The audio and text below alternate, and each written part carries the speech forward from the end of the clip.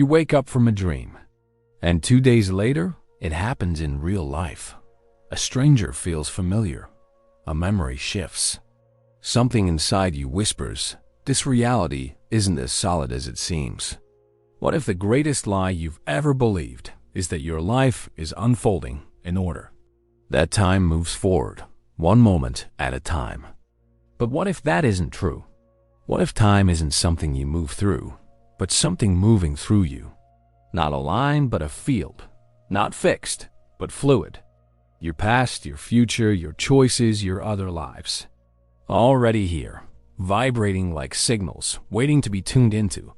This is not theory. It's truth. Your truth.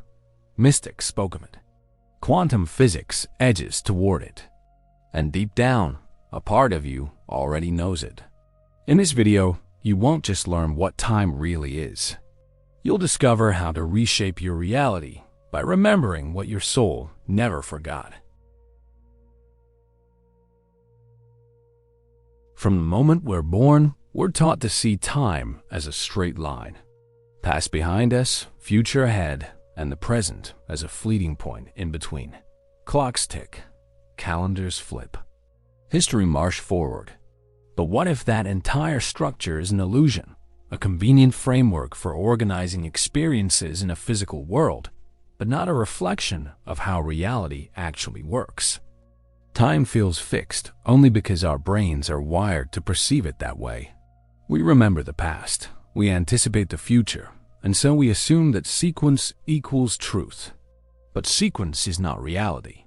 It's perception. Einstein proved time is relative, that it bends with speed and gravity, that two people can experience time differently, depending on where they stand. And yet, we still cling to the idea of time as a solid track. Why? Because it gives us control? Or so we think. But the truth is far more liberating and far more uncomfortable. Time is not a river. It's a lens. It doesn't flow. It frames. And the moment you stop assuming that yesterday is gone and tomorrow hasn't happened yet, something shifts. You begin to feel the edges of something greater. A field where everything that ever was and ever could be is already vibrating.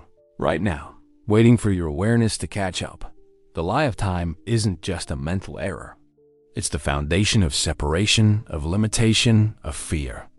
And once you see through it, you don't just understand reality differently. You start to live it differently. If time isn't linear, then what exists beyond the illusion? The answer is both simple and staggering. Every possible version of your life already exists simultaneously, like frames in a film reel, layered in infinite variation. You are not moving through these moments. You are shifting your attention from one version of reality to another, billions of times per second, so rapidly that it feels seamless. This is not fantasy. It's how consciousness interacts with the quantum field. Bashar explains it like this. Each reality is a frozen frame, and your vibration determines which frame you land in next.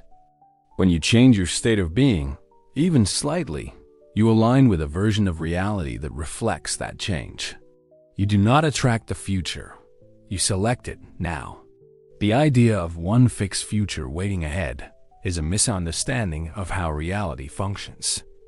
Instead, there are infinite timelines branching from every choice, every emotion, every belief.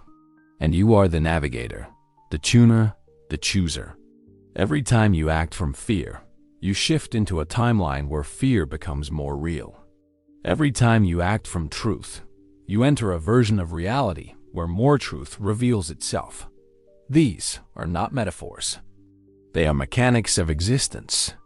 You are a multidimensional being, flickering through layers of reality so quickly your mind stitches them into one storyline. But deep down, you can feel it. You've seen versions of yourself in dreams, felt echoes of alternate paths, sensed moments that seem to bleed through from other lives. This is the infinite now, and the more conscious you become of how it works, the more powerfully you can move within it. If every version of reality already exists, then your past is not a fixed story. It's a frequency. And just like a radio station, you can tune into different versions of it based on your current vibration. This idea may sound impossible until you understand that memory is not a recording. It's a reconstruction. Every time you recall a moment, your brain recreates it using your present state as the filter. That means your memory is being altered in real time, reshaped by who you believe you are now. Bashar teaches that when you change your vibration in the present, you shift into a parallel timeline where your past was slightly different, aligned with this new version of you. And although the surface of that memory may appear the same, the emotional charge, the meaning, even the ripple effects that shaped your identity begin to transform. This is not about denial. It's about resonance. You are not bound by a single narrative of what happened. You are swimming through many. This is why healing doesn't come from reliving pain, but from choosing a new perspective that vibrates beyond it. Your past exists only as a pattern held in place by belief. When you stop feeding it, when you release the emotion that keeps it alive, you enter a timeline where that wound is no longer the core of who you are. The shift can be subtle or dramatic, but it is always available. You are not here to be defined by what was. You are here to redefine what is. And from that place, the story you tell yourself about your past becomes a doorway instead of a prison. If your past can be changed by shifting your vibration, then your future is not something you move toward. It's something you receive. Right now, your future self is already existing on a frequency that matches the version of reality you're becoming. And because all time exists simultaneously, that future version of you is not separate. It's connected, sending you signals in the form of intuition, synchronicity, dreams, and sudden knowing. That feeling in your chest when something is right or wrong, the moment you hear a sentence and it echoes in your bones, the unexpected conversation that opens a new path, these are not accidents. They are transmissions. Your future is trying to reach you, not with control, but with invitation. Bashar explains that your excitement is a compass. It points directly to the timeline where your highest self already lives. When you follow it without expectation, you collapse the gap between who you are and who you're becoming. These nudges often come quietly, softly, because they don't override your free will. They wait for you to notice. And when you do, something clicks. Reality rearranges. The path ahead lights up in ways your logic could never predict. The more you trust those signals, the more your life begins to feel guided, effortless, aligned. Not because you're forcing outcomes, but because you're finally listening to the version of you that already made it. The guidance is always there. The question is, are you still waiting or are you willing to receive? If time is not linear, if your past and future are accessible now, then the question becomes simple. How do you live from the center of it all? The answer is presence. Not as a concept, but as a frequency. Presence is the doorway into timelessness. It is the state where identity dissolves and awareness expands beyond thought. When you are fully present, you stop anticipating and stop remembering. You simply exist. And in that state, something miraculous happens.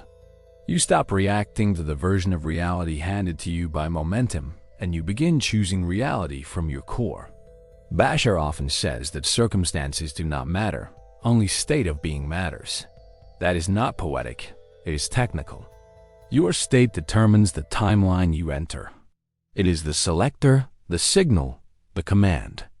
The more present you are, the less bound you are by the stories of time, because presence is not influenced by history or projection. It is raw being, and raw being is infinitely powerful. This is why altered states, deep meditation, and flow moments feel so free. You're not escaping reality. You're entering it directly. The more you practice this, the more you start making choices from stillness rather than fear, from clarity rather than urgency. You begin to feel which actions expand you and which ones contract you. You become sensitive to resonance. And you no longer wait for change because you realize you are the change. And the moment you choose from alignment, the timeline must reflect it. Timelessness is not detachment. It is mastery. And the ones who master it do not chase the future. They become the frequency of the future now. What you've just remembered is not a theory. It's the architecture of reality. You are not a being trapped in time. You are a timeless consciousness navigating possibility through focus and state of being. The past is adjustable. The future is accessible. And the present is the only point of power you will ever truly have. When you stop waiting, when you stop carrying the weight of what was or chasing what might be, you return to the center where all versions of you are available now. From that center, you don't react. You create. You don't repeat. You align. And as you do, reality begins to reflect your true nature, not your conditioned expectations. The illusion of time dissolves, not because you escape the world, but because you finally see it clearly. You remember that every moment is a portal, every choice a shift, every breath a chance to enter the frequency of who you truly are. So now the question is not whether you can change your life. The question is, which version of you are you ready to become right now? If this truth touched you, leave a comment below. And if you're walking this path with us, subscribe. There's more to remember.